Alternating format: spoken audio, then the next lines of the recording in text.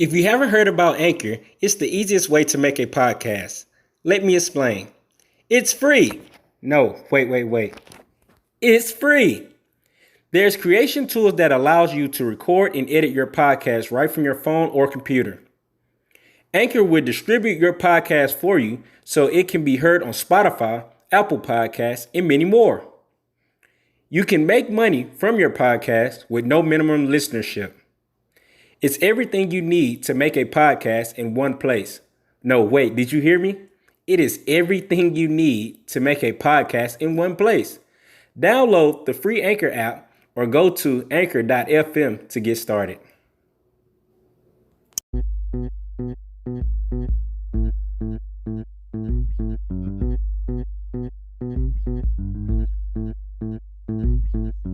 Welcome to Grace Talks, produced by Grace Media Productions and hosted by T-Dub Entertainment. Grace Talks is a podcast that informs and inspires to help you grow gracefully. Here you can enjoy great conversations, experience special guests, and encounter grace moments. Tune in now for an all-new episode of Grace Talks.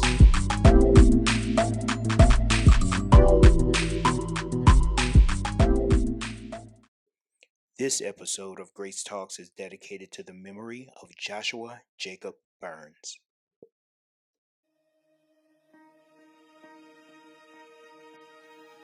Start where you are, use what you have, do what you can. Arthur Ashe. You had to happen. Take a moment and let those words sink in.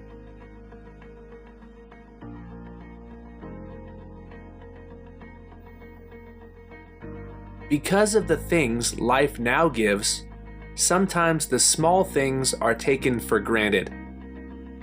It is very easy to take life and breath for granted, but you had to happen. I know oftentimes we may hear parents share statements like, "You were a mistake," or "You were unplanned." But God does not make mistakes. Welcome to Grace Talks, Season 2. That's right, Season 2. We are back. I am your host, T-Dub, and I am excited for all that we have in store for you this season. On today, we have a very special episode that is very dear to me, as the first episode is dedicated to my dear godson who passed earlier this year. His name is Joshua Burns. He died at the age of 18, and he was a very, very, very special young man. And you'll be hearing more about him as the episode continues. But the subject content really dives in as we're dedicating to him from a chapter in my recent book entitled "It Had to Happen." One of the chapters of the book is entitled "You." So in other words, you had to happen. I brought in a very dear friend of mine to talk about this subject, and he also, I believe, had to happen to my life. I'm talking about the one and only Dr. Walter Breaux III. Dr. Breaux possesses a very diverse portfolio of professional work with a focus on the human development and the experience of the psyche. He is a university professor, licensed professional counselor and supervisor, professional consultant specializing in metaphysical practice and personality analysis. He currently serves as the chair of the Division of Education and Counseling at Xavier University of Louisiana, my alma mater. Dr. Breaux completed his PhD in counselor education and supervision from the University of New Orleans. He received his MA in mental health counseling and a BS in psychology, both from Xavier University. Both degrees are from Xavier University, excuse me. Dr. Breaux is dynamic and engaging as a classroom instructor, workshop trainer, and therapist, possessing the ability to facilitate insightful, client-centered sessions with those seeking consultation for education, psychotherapy, or metaphysical analysis. Please help me welcome our special guest today, Dr. Walter Breaux III. Hello, Walter. Hey, Terrence, how you doing? I am great. Welcome to Grace Talks. Thank you for having me. I'm pretty excited to be here. Well, this is going to be interesting. This has been in the making for what would you say, probably a year and a half now we've been talking about this. A year and a half, maybe for the last 20 years even. I don't know. Right? See, guys, unfortunately, we have quite a bit of history here that you're going to experience. And if at any time we get into inside jokes, I promise we won't leave you hanging. But Walter, tell me, I understand that you're busy at work, but tell me what's been going on with you? What's new with you? What's new with me in just my personal life, just that kind of space? You, With me. the everything that is the epitome of you. What's been happening lately? Well, I think I'm in a place of embracing transition. And I think maybe for me, just like a lot of people, the last few years have been really about transition. And so I'm just embracing what that transition for me in my personal life has meant, especially as it shapes me into learning more about who I am and my potentials, what I have to offer, um, and even being more intentional about what I want to offer, right? What I want to do with my life. Um, so I mean that's showing up in just different things like I'm taking on a new position at work. I've taken on a new client that's been really interesting because they've really pulled out a lot of my older techniques and foci that I've kind of put down, taking on more administrative work, but getting back Okay. into my clinical work. I see Okay. that as a opportunity expanding too. How's the Um, family? yeah, I was just about to say that. So the other piece is just really having two daughters who are no longer my babies, but really growing into teenagers, and just seeing how that potential, right, is so ripe for engagement around their emotional needs, around their social needs.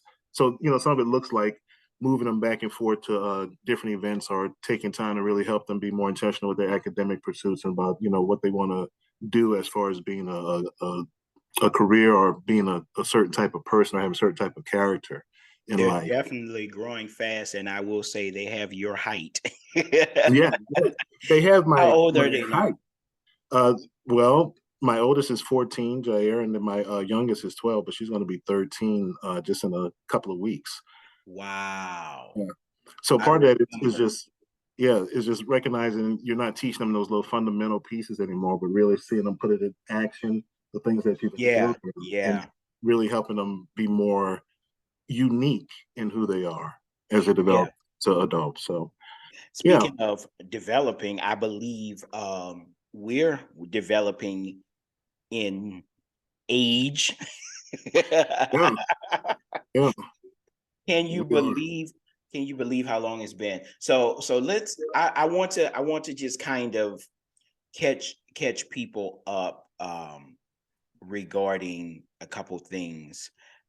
When did we meet? I mean, because it's been quite a while since I've known you, sir. How long? Because we probably met when we were 12, right? In seventh grade at McMain. Yes, Um, yes. and I'm trying to remember when we exactly met. I may have met you around orientation or maybe in the first class, Miss Jones's class. I remember we had that class together. Um, Didn't we have PE together as well? I don't know if it was seventh grade, eighth grade, ninth. It's like all those years together. we definitely had some of the same instructors, and we may have had PE. I definitely remember Miss Jones's class because I remember just us sharing so many jokes around what we learned there, and just our classmates in that specific class too. Miss But I Jones. remember that's when I first remember you too. Okay. Is you were hanging out. You were hanging out with two of our friends who had become our friends, and you were just kind of managing and directing them. And that's the first time I said, okay, this guy's a leader of sorts, right? This guy's a people person, and so Yeah. that's my first impression of you. I remember that. Well, I have to say I actually remember Miss Jones' class as well. You sat at the front of the class, and there was a time I probably was like either behind you or diagonally across from you, but I wasn't on the front row. And so I was like, okay, maybe I should hang with this person because he looks like he's studious. He looks like he wants to learn. He's about business. And maybe I can copy off his paper. Oh, but there you go. Yeah, but unfortunately, Miss Jones didn't allow that. So yeah, No, she did not. we definitely did not experience that. But yeah, so at that point, we would probably say 23 years, 20, 22, 23 years, maybe. Maybe, yeah, definitely. I think it's coming upon that. Yeah, So that that was no, I'm sorry, it's longer than that, sir. We don't know how to mathematize. Hold on. So if we were 13, 12, 13, and we're let me get 45 my pen and now, paper out. hold on. Let's put this to the math. It's been a long time that we've known each other. So 45 Mm-hmm. minus 13, that's Yeah, puts us at 32 years of life, of yeah. friendship. 32 years. I can't believe it's been that long. Well, let's see. We're graduation. That puts us around 30 years, probably. 27. No, we're getting close to 30, right? 30 years of graduating, 1995. Yeah. So that's Yeah, good. I got 33. Mm-hmm. We're coming close to the 30th anniversary. From a wonderful school. Shout out to the Mustangs. Um, how have we stayed connected? What, with life happening in such a way that it has, how do you feel that we've stayed connected all these years?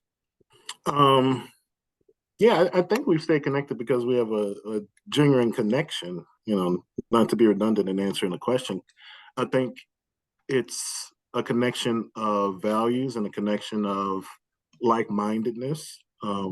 And I think there's a connection within the value of friendship and the mutual support and authenticity in our communication. So we keep it real with each other. Yes. And I think it's grown from just a friendship into like a brotherhood. So I think that Yes. helps too. Um, yeah. We're there for each other. In fact, I can recall when my mom passed, it wasn't even, you didn't even stutter. You did not take a breath. I remember telling you, you said, "Whoa," and then it was, "What do you need, bro? What do you need? I'm there for you. When is?" And I remember asking you to be a pallbearer, and you were like, "Of course, no problem." It because of that brotherhood, Mhm. you know, Most and definitely. that connection. And I recall so many different occasions in our past, and we'll deal with that at a later time. But I just remember so many memories where, just reaching out for the other person, just having the back, whether it's a question, whether it was a death, whether it was relationship issues or woes. I definitely remember the lake nights. Yes. Yes. Yeah. The lake. It's funny. Yeah. Always being by the water. Right. That's something we I'm both appreciate. I'm not going to share, but interesting lake nights, Yeah. the lake hangouts. Okay, let's dive in to the you and why you had to happen. Okay. First of all, what would you say your childhood was like? What was my childhood like? It was like, I don't know. I think life for me is like an adventure. So I think that started in childhood, where there's always something to uncover or discover. I remember my grandfather would always have a set of locks, combination locks and padlocks that were interlocked and like a whole ring of keys. Hmm. He'd give that to me because he knew I was curious, and I'd sit there and play with him and see if I could pick a lock, open a lock. And that's something as a child I remember about myself. I also remember that church was just really big for me. It really helped shape, I think, who I am today. Not only from the catechism per se, or just learning about scripture and developing that spiritual identity, but also that early community and finding a place and a role within a community where you could develop some of your strengths. So I think for me, my childhood really was a time, not only in reflection, but even at the time of recognizing um, how much potential you could cultivate, or how many things you could choose to be or get into, Hmm. be it good or bad, right? Yeah. Yeah. So also growing up in New Orleans, you get to see some of the consequences of people's choices, and that helps inform some of your choices too. Right. Yeah. So that's that can be, I think for me, a heavy type of responsibility and being more intentional in life. That life is not as fragile as some people may treat it, or as something that we just come down to revel in, as much as being productive, or like our topic, purposeful. Yes. Yeah. What was your favorite thing to do as a youngster or a teenager? Did you have any favorite activities or hobbies? Yeah, I think my favorite was probably video gaming. I always enjoyed that. As so Uh, many. yeah, so I mean, yeah. Um, Besides that, I think I've enjoyed just being in nature and kind of exploring. I think at one time I thought I might be a biologist or something like that, because I really like insects and just looking at biomes and seeing how earthworms um, looked inside. I did all kinds of dissections and things like that. So I was always curious. And anything that kind of piqued my curiosity, or made me think a little bit more about something than its surface value, I was interested in. So that might come out in play. It may come out in my friendships and my interactions, as you know. Um, but yeah, in video gaming too, would give me that kind of alternate world, and just different possibilities. Like some of my friends might be into comics and stuff like that, and I never really got Mhm. into comics. But my kind of comics or escapism, or fantasy play, besides just playing outside, would be that kind of world of technology, I guess. Okay. Yeah. Okay. And has that continued for you throughout adult life, or have you shied away from the video gaming world? No, I still enjoy video games, but I find I fill my time more so with just, again, ideas, right? Intellectual pursuits. And so that time might be filled more with teaching, or seeing clients, or consulting, um, to kind of get that need met, right? That Okay. interest fulfilled. Okay. Okay. I understand that. I understand that. And then in my personal time, to kind of balance that out, there's just enjoying my kids and enjoying being a family man of sorts. Um, and so, yeah. So you say it's funny you would mention family man or um, the family unit. What, or shall I say, who would be the childhood influences that have impacted the rest of your life? So you can include the areas of family, community, social interactions, social community activities, whatever. What were your biggest influences, or who were your biggest influences that you feel have triggered or um, continued down the line of your life? I think my biggest influences probably were my parents. So my father and my mother, and how they raised me, the intentionality in which they raised me, and being transparent about that too. So I think they kind of shared what their ideas were and saying yes or no to things, right?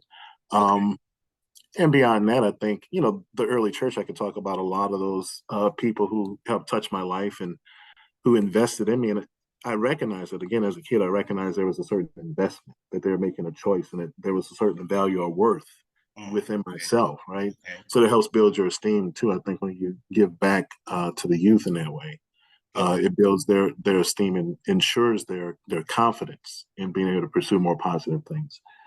So I don't know. I never had heroes that were inaccessible to me, right? They're never celebrities or these kind of abstract ideas. They're just people in my life, especially the adults in my life. But also, I mean, my peers. So I try to learn from everybody. Okay. I try to use everyone as a mirror, right? And hopefully, I'm a mirror for people too. But relationships help you see who you are and who you can become. Understood. Yeah. Understood. Was there a point in your childhood, whether at home or school or wherever, was there a point that existed that forced you or led you to the question, why am I here? Um, why am I connected to this family? Why do I live in this city? What is life? What is going on here? Why am I here? Anything like Yeah. that? I don't think I had that question early in life. I think it was for me more in adult life as I, became exposed to the university, right? And just Okay. universal thought Okay. philosophy. It's like, wow, there's a more critical way to look at the human existence. I think for me as a child, I accepted what was given to me. People Okay. give us a name. Yeah. Then we spend the rest of our life answering to that name. But people also give us our early identities, right? As our parents and society are mirrors for us, they tell us kind of who we are, good or bad. And some of those traits are very valid and very insightful, and others are projective, and they're Yeah. not necessarily who we are. And so to question myself and my path and my identity, I think was something I did later in life. I didn't even have that kind of experience as a teenager. I don't feel where I was, struggling with my identity or my role or something. Hmm. Um, so yeah, yeah, Okay. I met Josh when he was 4 years old. And I discovered very early that Josh had a very sensitive and sympathetic heart. We were riding down the street and we came across a homeless man with a sign. At 3 and 4 years old, he was very inquisitive of why these people were doing what they were doing, why they were outside, why weren't they at home with their families. And I remember his mother saying, well, Josh, this man is homeless and his sign says he's hungry and he wants something to eat. We had just come from some fast food restaurant, and Josh asked his mother, well, why can't I give him my food? Mom, I want to give him my food. And so his mother, realizing his heart was big, she decided to make the block and allow Josh to reach out the window and give him the bag of food.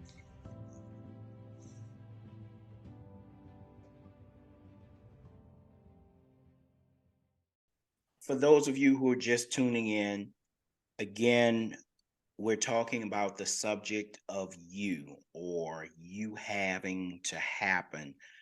We all have a purpose in life. We all have a pursuit of knowing oneself, family, and all the other contributions that play into the real you, whether it's the you uh, implied or given to be you.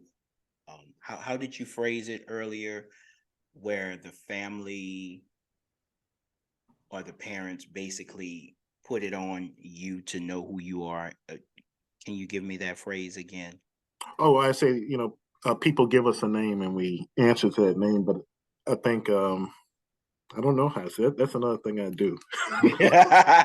But it's Roll it's it back. it's it's implied. Basically, it's given. It's forcing you to that place until you decide to step out of that comfort zone and pursue a greater you, Right. greater understanding of you. Right. And Or that parents give us their understanding of us, right? yes, yes, And then we have to develop an understanding of ourselves. right, right. Right. Right. So in continuing with that, you you of course, as we were reading your bio, we know that you've had an extensive educational background. Can you give us some insight of what it was like transitioning from high school? Because I'm sure, because I know you, but others may not. In high school, you were not necessarily the quarterback of the team, or you weren't the absolute leader. So to transition from that to this extensive background of knowledge and understanding, tell me, what was that like for you? Entering undergrad, choosing graduate, things of that nature. How was your educational background? Yeah. Well, my education post high school is interesting because I really wasn't interested in going to college per se as much as I Really? wanted to be. Yeah. You might be remember I want to be in the FBI, right? Oh, yes. I forgot about that. Yeah, and so that was my career goal when I was in high school was to be an analyst. That's what I really want to do. I want to analyze the mind of serial killers. It's like I want to understand, just the pathology that the human mind could have. And so I wanted to go to police academy, and my parents were like, "No, you're not going to the police academy when you can go to university." And so I chose to go to Xavier University, 13th mostly grade. because what's that? 13th grade. The it 13th was grade, like right? it was like 13th grade for us, from our high school. I don't know about others, but we had so many that went there. Right. And so I had a lot of friends and former classmates, and my sister also went there. But there are other universities I could have chosen with lower tuition because I was wandering at that time. And so I love the quote that all those who wander are not lost, because while I was wandering, I found myself right where I need to be. I started off in sociology undergrad because that was the closest thing to criminology, which Xavier did not Okay. have a major in criminology or criminal justice at the time. So Okay. um, I realized after a semester sociology wasn't what I really wanted to do, maybe psychology. And I was able to transfer my credits over there. And I remember I graduated, or I was about to graduate in sociology. Hmm. And my academic advisor at the time was Du Bois Williams, the granddaughter of W.E.B. Du Bois. And she told me, yeah, it's pretty cool. And she told me about Xavier's master's program in counseling, which I had not known about at the time. And so I decided maybe I could apply there because my degree would transfer in. And I remember the first class I had there, I felt like I was getting the sign from the universe. Everything I heard about being a counselor, you can be genuine, congruent, authentic. It's like, wow, I could get paid and have a life and a career for doing this kind of work. Uh, and from there, I kind of just fell in love with it. And so I Hmm. pursued, of course, um, my license after I got my master's so that I could actually do work as a licensed professional counselor and work in practice. And then I decided to pursue my doctorate. I saw that I could be a counselor educator and a professional supervisor and be able to teach in master's programs and train others how to be counselors. And so that for me Here's, became a real thought in impacting the world, was to train other people how to be wellness professionals. here's a question for you. What how much time elapsed between each degree? Did you take time to work in the career before pursuing the next level, or did you just continue from one level degree to the professional degree? How did that transition go? Yeah, well, I worked throughout college and my graduate programs. And so between my bachelor's and master's, I think I just went straight in. There was no break. I took a year off to my master's and my PhD. Okay, Uh, were you the whole time practicing counseling? the whole time I was practicing counseling after my master's. Before that, when I was working on my master's, I was working in some direct care worker positions, which are like more case management positions that don't involve therapy Okay, that you can do when you're not licensed. And even before that, I worked as like a store manager and worked in sales. And so I've always been into people and communication and kind of yes, meeting people where they are. So those are yes, common themes in that career path.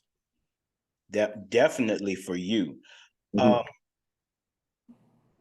how did that contribute to the pursuit of your greater knowledge? Tell me, if you can, some in-depth moments that contributed to you doing a career versus the pursuit of knowing yourself in a deeper way.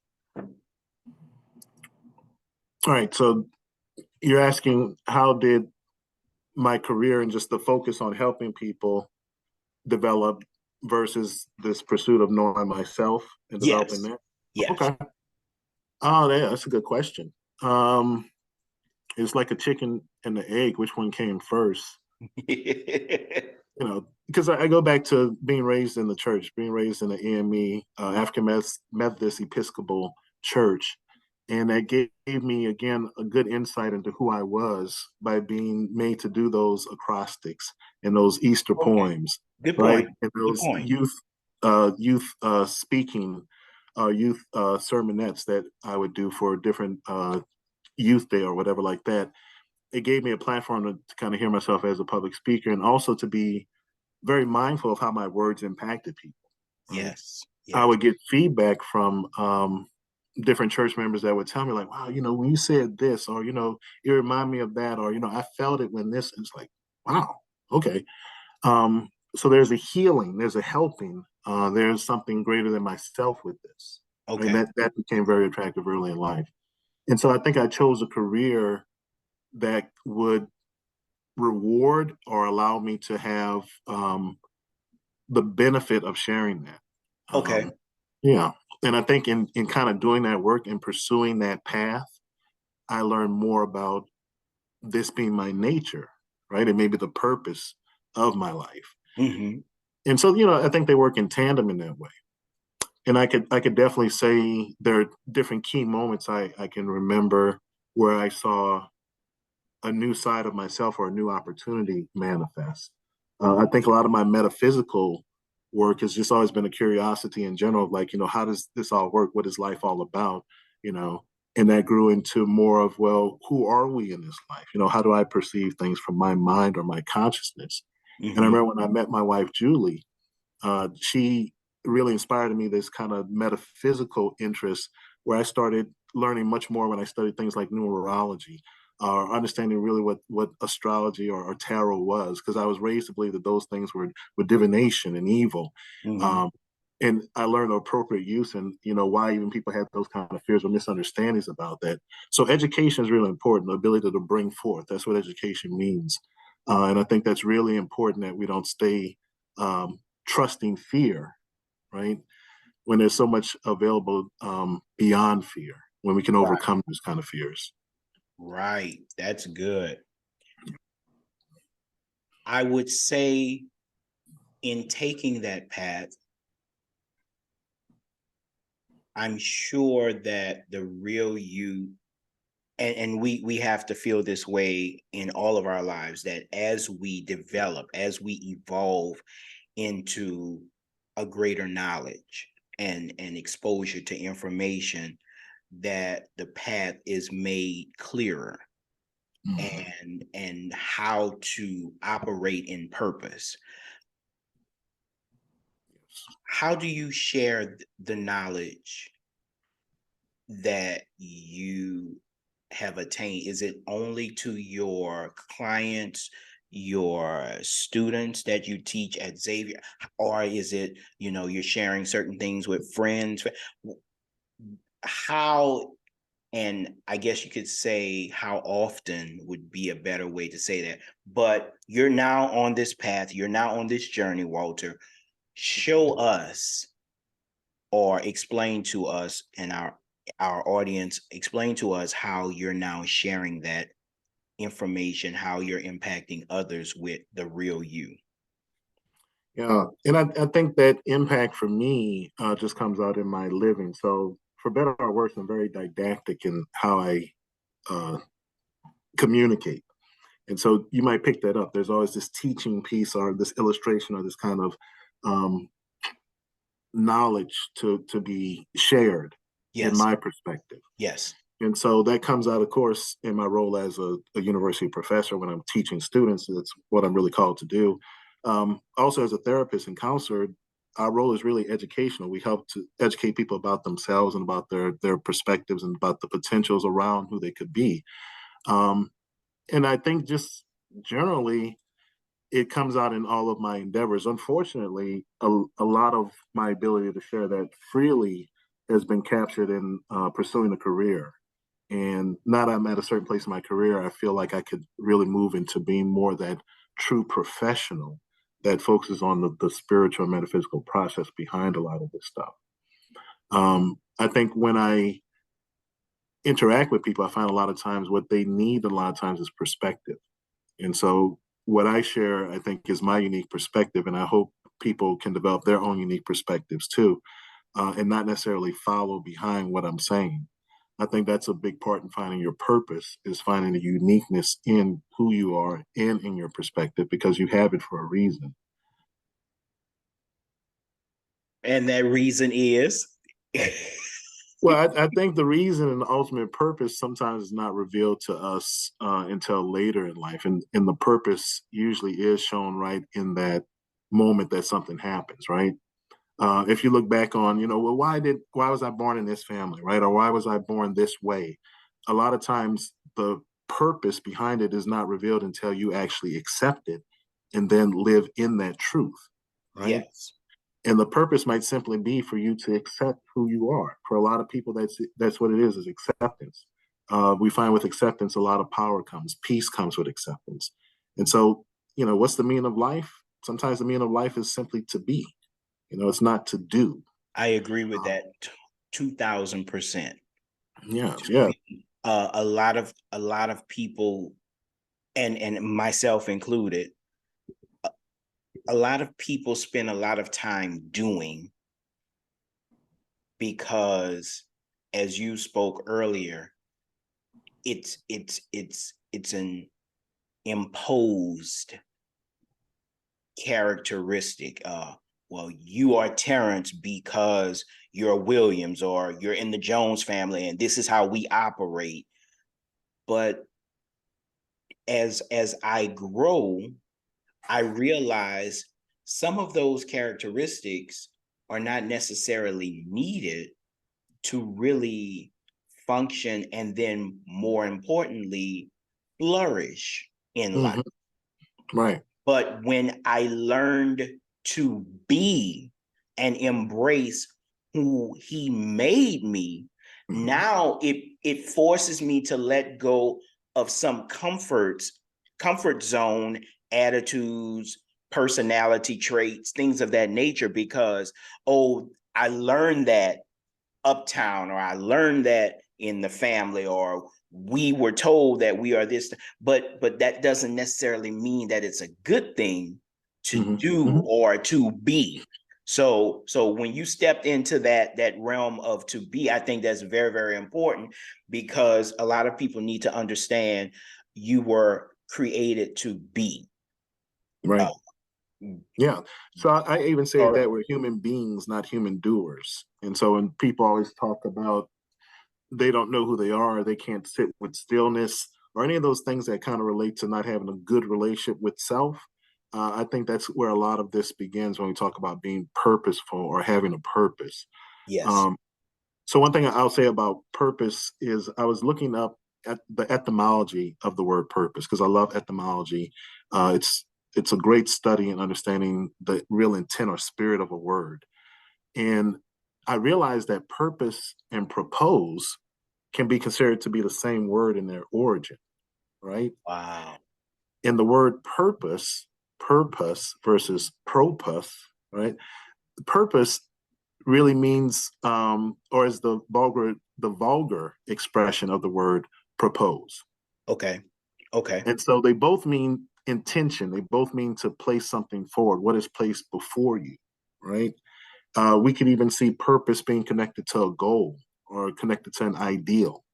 We can also see purpose being what we talk about in our childhood development, those traits, those values that are placed before us. And we start to believe that that's our purpose until we mature into a place where we can define, we can choose to accept those traits, those values, and we can choose to reject certain traits and values, right? We have that kind of free will to really develop our purpose. I find most people are afraid of that. Most people don't trust themselves to be able to develop a purpose or to have a purpose. And so they're always looking for someone to tell them their purpose. But I believe the purpose is revealed to you once again, once you accept who you are, whose you are, how you were made, and the uniqueness of who you are. You take time to discover that and value that.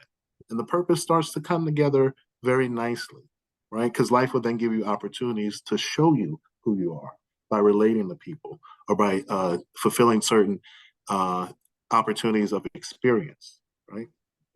When So a you lot of people might learn who they are in the middle of a crisis. And so we talk about this pandemic, and I see that a lot of people use the pandemic to learn more about themselves, more about their goals, more about their relationships. But I think it's funny when we're set to be with ourselves, when we're kind of isolated in that place, that we can be a little bit more still, a little bit more intentional in our beingness. do you when you're sharing with people in that perspective, do you ever encounter those who are choosing to reject or neglect the power of being, over, as it relates to trying to stay in their comfort zone of what they've always done? Do you ever encounter those type of people? Yeah, and I think we're creatures of comfort, and so it's normal to want to be comfortable.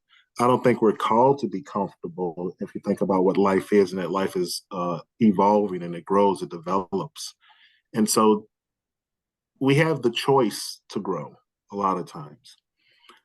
When growth is mandated of us, sometimes life will happen and force our hand in that. But even when life happens, we still have the choice to get better or bitter, right? We still have the choice to develop and grow and learn from it, or to resent life for calling us to be different. That's good. That's good. Walter, I'm really enjoying this conversation so much. I also wanted to ask you, with the responsibility, career, or individual purpose, do you ever feel overwhelmed with the responsibility that you currently hold and the education or the inspiration, if you will, that you give or provide? Do you ever feel overwhelmed to the point that you want to take a break from being you? And please hear me in the fullness of that question. Maybe persons are not choosing to hear you or listen or go after and pursue the knowledge and information that you're sharing. So it becomes frustrating. An example could be your counseling program, your personal counseling clientele, you share certain perspectives that you know are beneficial. They may choose not to follow, or they may choose to ignore or become repetitive. Mhm. Is Mhm. there ever a time that frustration comes that you say, I just need a break from this because it's a lot? Yeah, I mean, I think we all get overwhelmed and get tired. Um, I don't feel like I get burnt out. But when you talk about taking a break from it, part of it is to me having a relationship with spirit.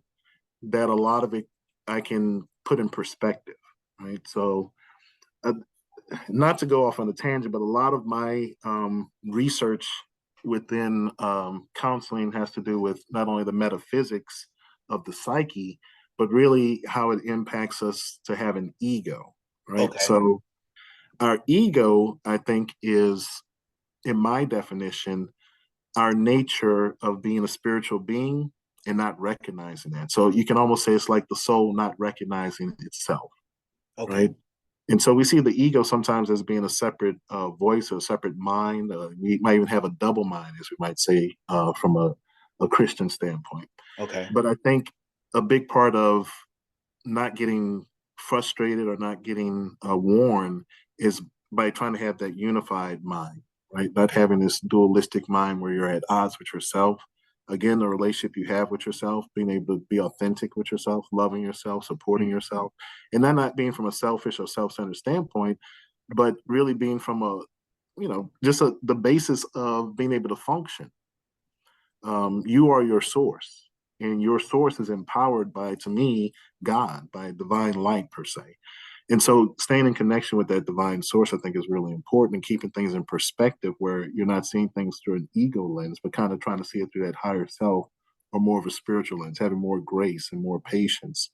Um, so to say all that is that we have the free will. So if people don't necessarily um, take on a certain perspective that I have, that's not for my ego to worry about. My higher self would suggest that that's maybe not their time. And so in therapy, when clients aren't ready to change, it's just not their time, and that's okay. But what I have done is I've started to be very selective. I only have like a handful of clients that I'll see throughout a year, because I really want to work with people who are intentional about taking on some of these challenges in their life. Most clients are interested in knowing more about themselves. They're interested in kind of understanding themselves, but it takes a lot more courage to be willing to change certain things without life kind of forcing you to. Mm-hmm. So I think for me, a lot of it is just understanding the process of being human and having a lot of patience with that for myself, and then being able to share that kind of understanding and patience with other people too. Okay. A lot of, they say charity begins at home. And so I think a lot of it begins with how you treat yourself and how you uh, understand yourself, how you talk to yourself, right? What you expect of yourself, all those kind of things. When Josh was about 8 or 9 years old,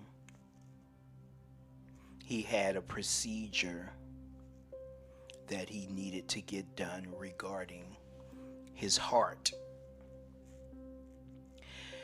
At the time, I was hosting a home Bible study, and his mother asked if we would pray for Josh before his procedure.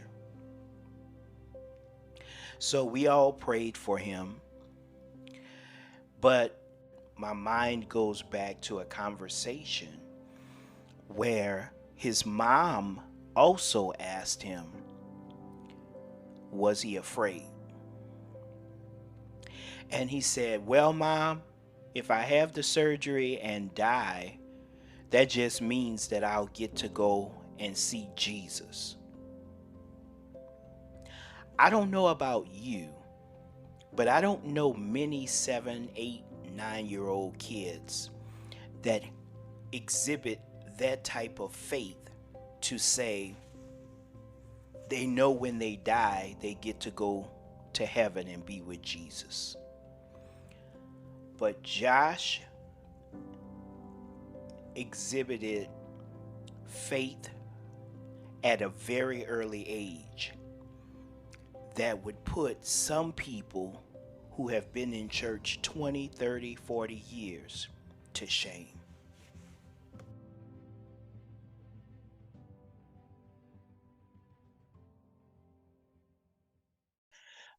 This episode is dedicated to my godson who passed at the age of 18 years old, Joshua Jacob Burns, who I believe had a great purpose in blessing those he encountered with love, with life, and choosing to leave a legacy of pursuing passion and purpose. Today, our wonderful guest, who has been so eloquent in his delivery and his speech, the one and only Dr. Walter Breaux III. Walter, it's been wonderful as always. Oh We yeah, as always. we've had so many encounters that the world will never be privy to, but every time I would definitely let people know, every conversation we could be calling about what is dinner, and we'll end up in one of these in-depth conversations, right? Yes, yes. Well, yeah. I enjoyed depth. So as we continue, I know that Walter has provided therapy, educated, encountered many students, many therapeutic sessions in his career and his young age of 45.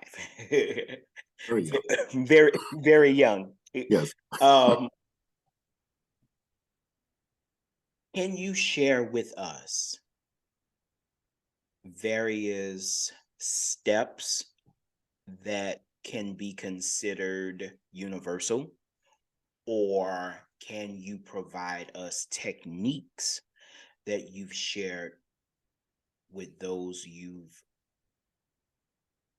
counseled, educated, techniques of pursuing purpose or unveiling purpose?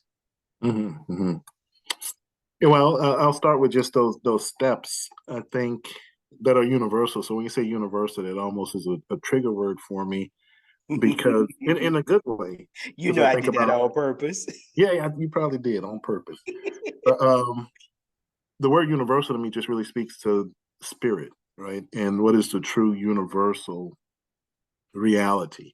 And not everyone may perceive spirit as the universal truth, but I think that is the glue that binds us and creates this reality and just this life in nature. So from a very natural standpoint, I think we find our purpose by again having that sense of relationship or identity with spirit, or at the very minimum, that there's something greater than you, something more than you. Even if life itself is more than you want to contribute to life, or society is more than you want to contribute to that. I think those are the foundations, because that really speaks to what our desires are. Now, I'm really big into words, so something like desire means suffering, right? And the Buddhists talk about desire as a source of all suffering. And really, it's the passion behind desire. Passion. When I think about what we're willing to suffer for, it's almost the same thing people talk about, that when you do what you love, you never feel like you have to work. And so when you're really following your passions, and not the carnal passions, but those spiritual passions, you find that you have a sense of peace and a sense of wholeness that comes with it. And that again informs you, gives you the feedback from life to let you know you're walking in your purpose, per se. Um, so having that sense of passion cultivated, and then developing more of a relationship with spirit, where the questions become more so about who am I, what is my purpose, and then looking for the answers to come through life, right? So you're going to get those answers, I think, through just opportunities that different doors and windows may open, per se. Different people come into your life, or you even get different signs. You'll see different synchronicities or coincidences. Life has a way of almost glitching to just highlight, here's something to look at. Here's where you might want to focus your intention, your energy.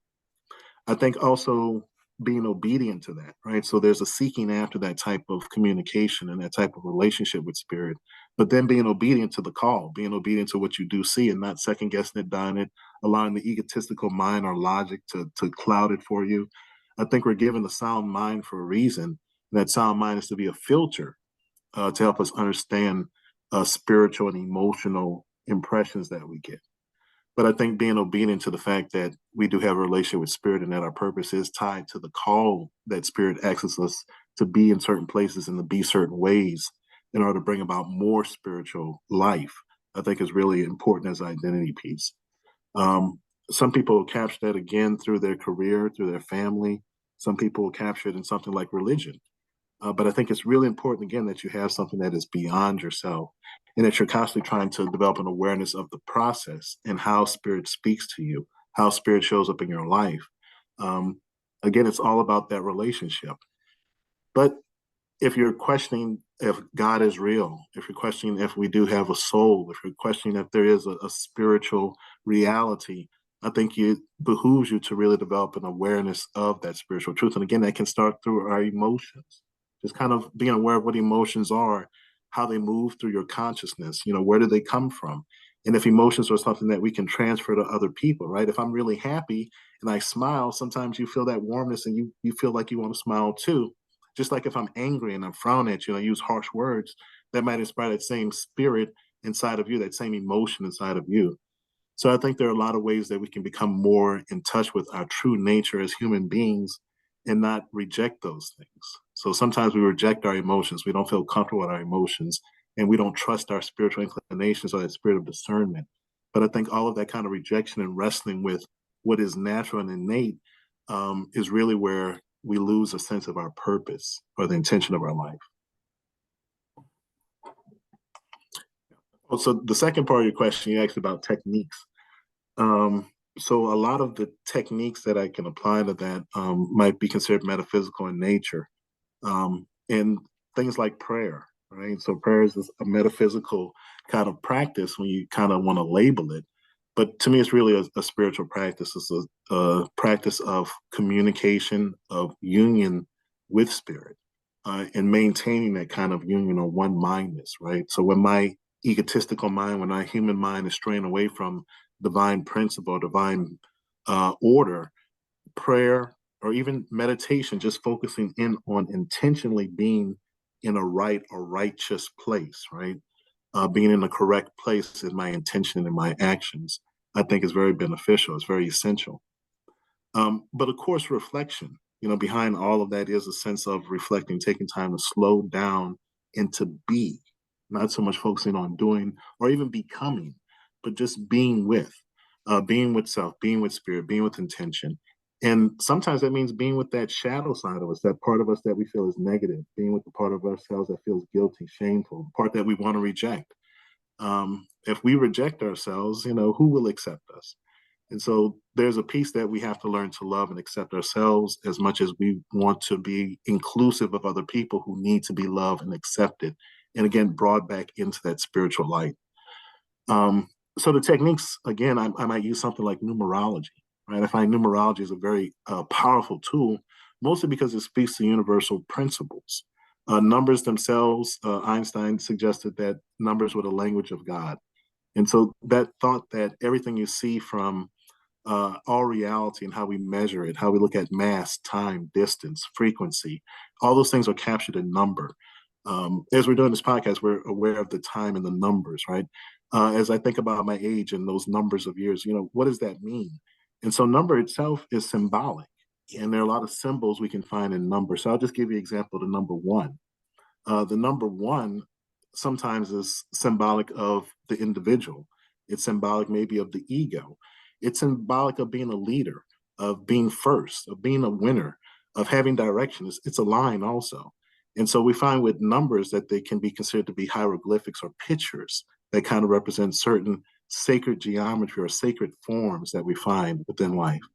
But again, helping clients become more in touch with their inner awareness, their inner mind, and how that mind might work through symbology, emotions and thoughts. When you think about our thinking, we think in pictures and images and symbols.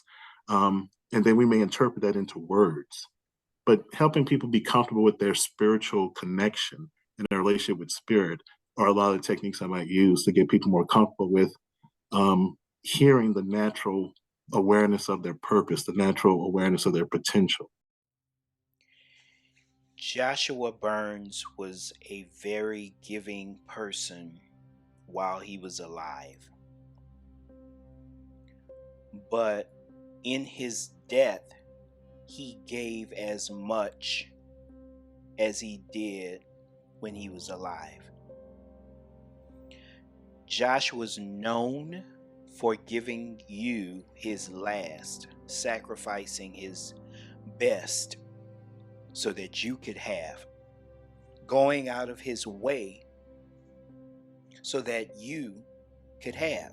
He had signed up for organ donor at one of his blood donations. And when he passed on, 2 people received his kidneys, someone received his liver, and there was another person, I believe, that got his lungs. That's Joshua at the core, a giving spirit.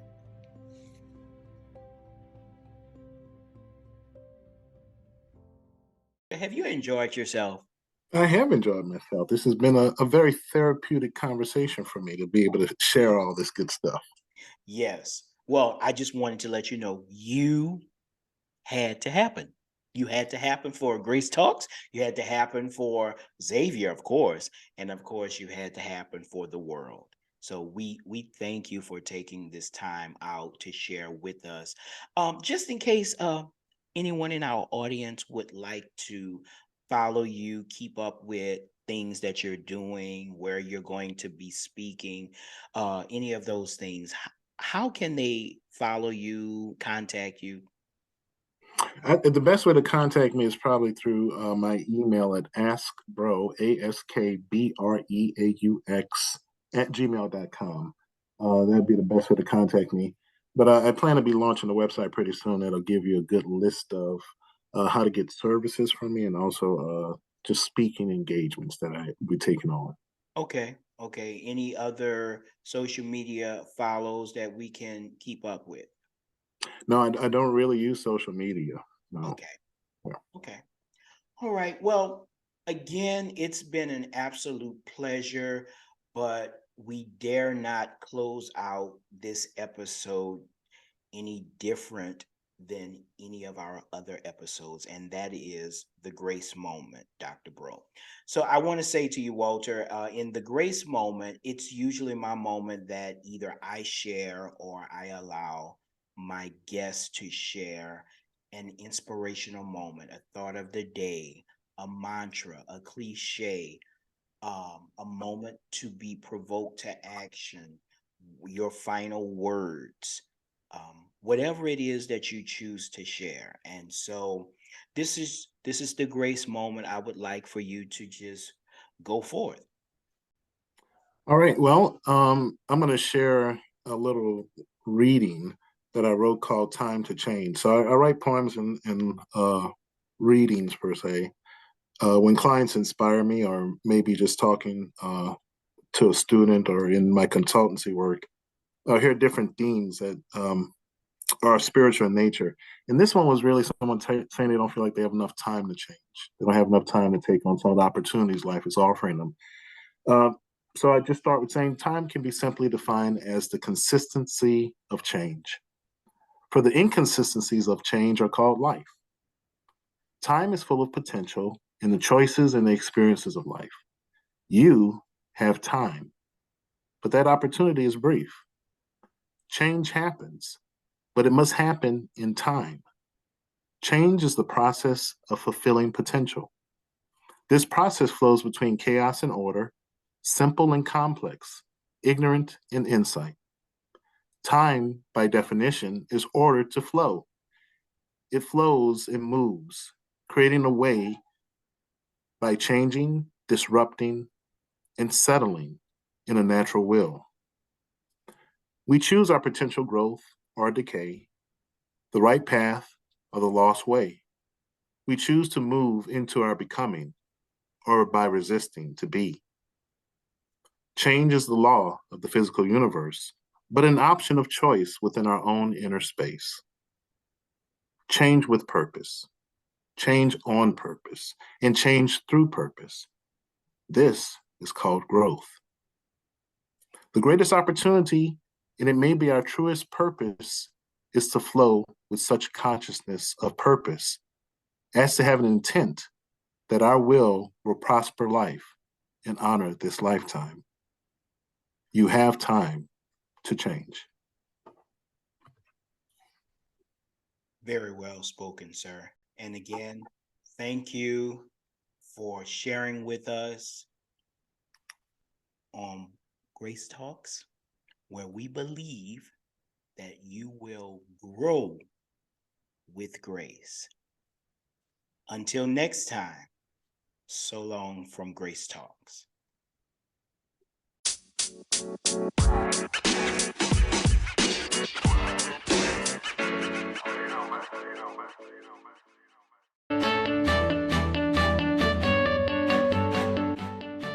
If you have a question or would like us to discuss a specific topic, Grace Talks wants to hear from you. You can email us at gracetalks@graceforlife.com. That's grace_talks@grace-4-life.com.